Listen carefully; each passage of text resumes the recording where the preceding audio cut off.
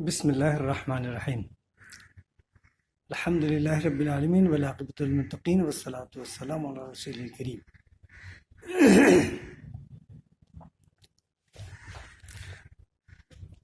عزیز طلبہ، متوسطہ ثالثہ،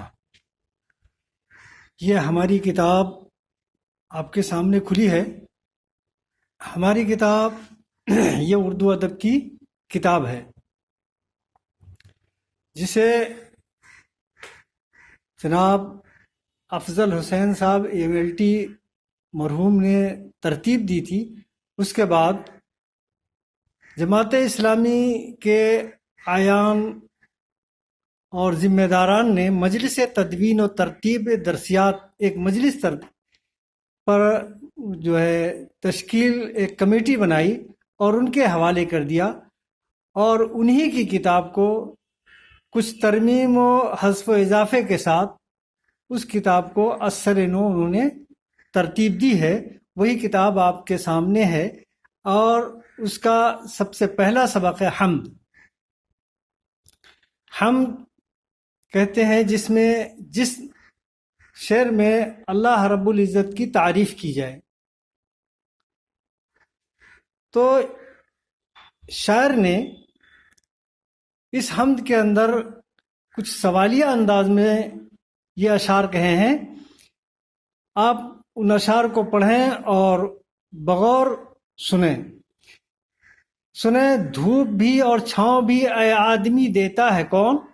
کیا کبھی سوچا کہ غم دیتا خوشی دیتا ہے کون؟ یہ شاعر نے سوال کے انداز میں کیا ہے، دھوپ ہے، چھاؤں ہے، ان تمام اور خوشی اور غمی کے بارے میں کبھی اے انسان تم نے سوچا یہ کون غم دیتا ہے، خوشی کون عطا کرتا ہے، دھوپ ہے، یہ چھاؤں ہے، یہ کون سی ذات ہے، کون سی شخصیت ہے جو یہ عطا کرتی ہے؟ اس کے بعد دوسرا شعر ہے، اے معزز ہوش مندو زیر کو دانشورو، ہوش مندی زیر کی دانشوری دیتا ہے کون؟ یعنی اے شریف اور عقل و دانش والے لوگوں، یہ دانشوری اور عقل مندی کون سی ذات ہے جو ہمیں عطا کرتی ہے؟ اس پر ہم نے کبھی غور کیا، کبھی سوچا؟ اس کے آگے تیسرا شعر ہے، کون اپنی حمد کی توفیق دیتا ہے مجھے، کون اپنی حمد کی توفیق دیتا ہے مجھے، حمد کے شایان نشاں الفاظ بھی دیتا ہے کون؟ شاعر کہہ رہا ہے کون سی ذات ہے جو اپنی حمد کی توفیق عطا کرتا ہے اور اس کے شایان نشان، اللہ کے حمد بیان کرنے کے شایان نشان وہ الفاظ بھی عطا کرتا ہے، وہ کون سی ذات ہے؟ اس کے آگے چوتھا شعر ہے، سوچتا رہتا ہوں سن کر پنچھیوں کے چہچہے، بے زبانوں کو یہ لے یہ نغمگی دیتا ہے کون؟ شاعر کہتا ہے میں سوچتا رہتا ہوں پنچھیوں یعنی پرندوں کی آوازوں کو اور ان کی خوش الحان آواز اور بہترین گیتوں کو سن کر کے، اور یہ بے زبان پرندوں کے کی اللہ تبارک کس ذات نے ان کو یہ عمدہ آواز اور لے دی ہے۔ پانچواں شعر ہے، کون حور صبح کو دیتا ہے جھومر مہر کا، کون حور صبح کو دیتا ہے جھومر مہر کا، شب کو تاروں کی جھمکتی اوڑھنی دیتا ہے کون؟ یعنی صبح کے سہانے وقت میں بہترین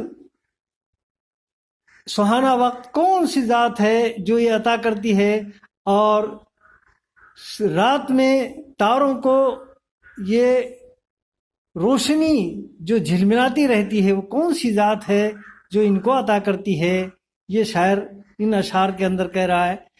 اور چھٹا شعر ہے، یہ ستارے یہ گل وہ لالا یہ رنگین تتلیاں ان حسینوں کو ادائے دل بری دیتا ہے کون؟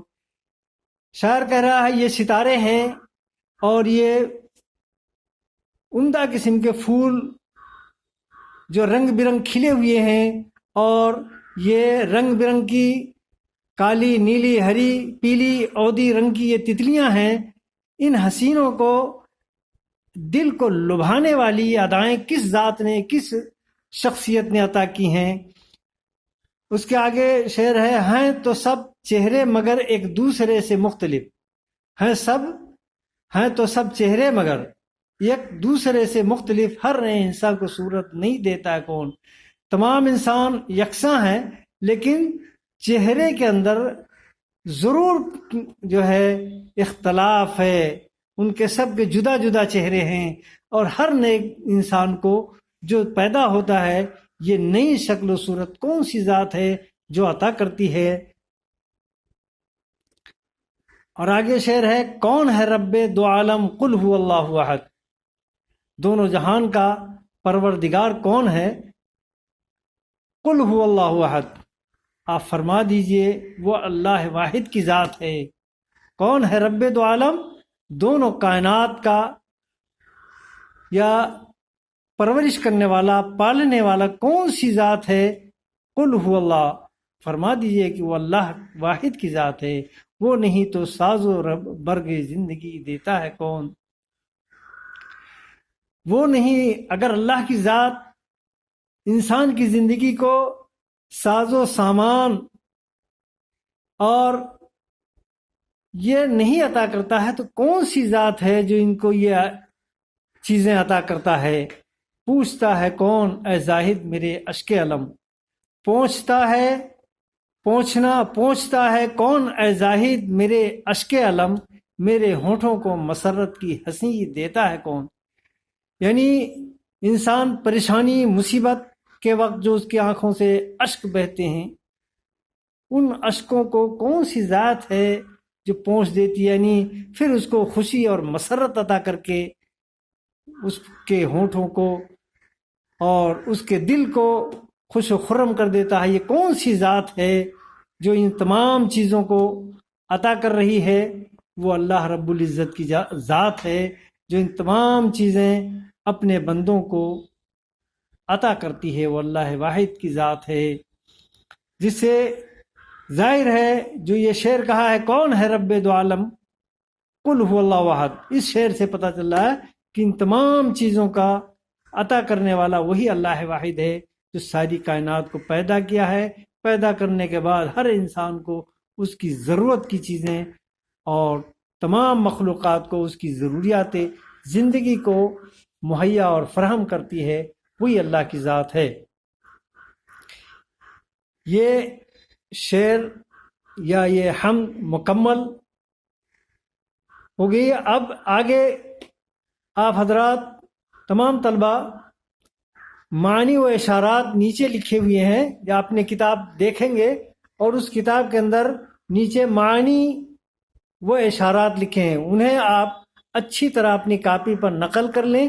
نقل کرنے کے بعد ان معنی الفاظ و معنی کو آپ یاد کر لیں گے۔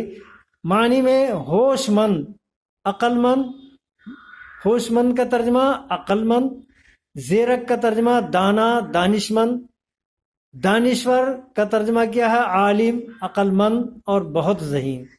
شایع نشان جس کے لیے جو مناسب ہے اس کے مطابق چیز یا بات ہونا۔ لے آواز لہجہ، سریلی آواز بہترین پیاری آواز، نغمگی نغمے کی کیفیت، جھومر ماتھے کا ایک زیور ہوتا ہے جھومر، مہر سورج، جھمکنا چمکنا، نغمہ کے معنی گیت، ادائے دلبری دل کو موہ لینے والی ادائیں، ساز کے معنی سامان اسباب، برق کے معنی بھی ہوتے ہیں سامان کے اور پتا کے بھی ہوتے ہیں۔ ساز و برگ زندگی، زندگی کے ساز و سامان، ساز برگ زندگی اس کا ترجمہ کیا ہے زندگی کے ساز و سامان۔ اشک کے معنی آنسو، علم معنی دکھ تکلیف، علم کے معنی تکلیف اور دکھ۔ یہ آپ الفاظ و معنی اپنی کاپی پر نقل کر کے اور اس کو اچھی طرح سے آپ یاد کر لیں گے۔ انشاءاللہ العزیز اگلا سبق کل ہوگا۔